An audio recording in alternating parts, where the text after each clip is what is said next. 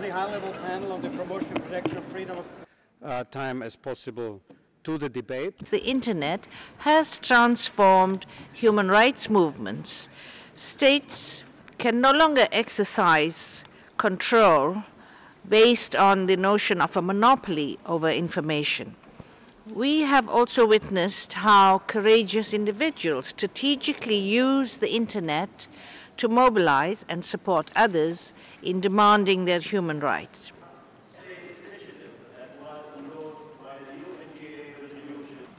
I'm concerned that websites continue to be blocked in many countries, either permanently or through the use of just-in-time blocking during specific periods of political significance.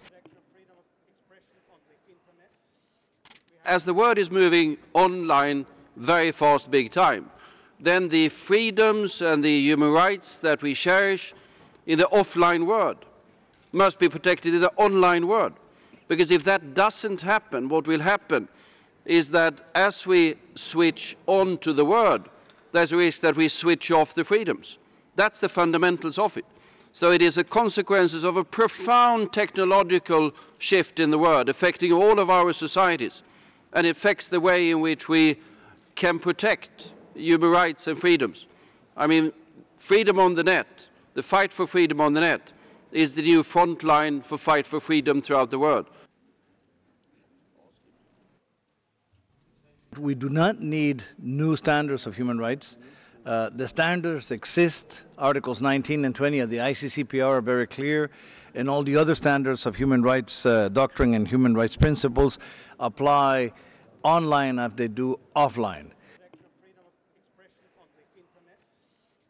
Overall, 40 countries censor the net in some form or fashion, up from only 4 a decade ago. And at Google, what we're seeing, we operate in about 150 countries, and in 25 of them, our products are either banned, blocked, or regulations imposed that really don't allow us to carry out that mission of making information accessible to all.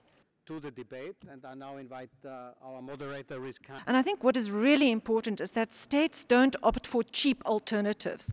And I would say that restriction is in effect a cheap alternative and not a sustainable one. In the long term, you do need rule in law and good, fair law enforcement.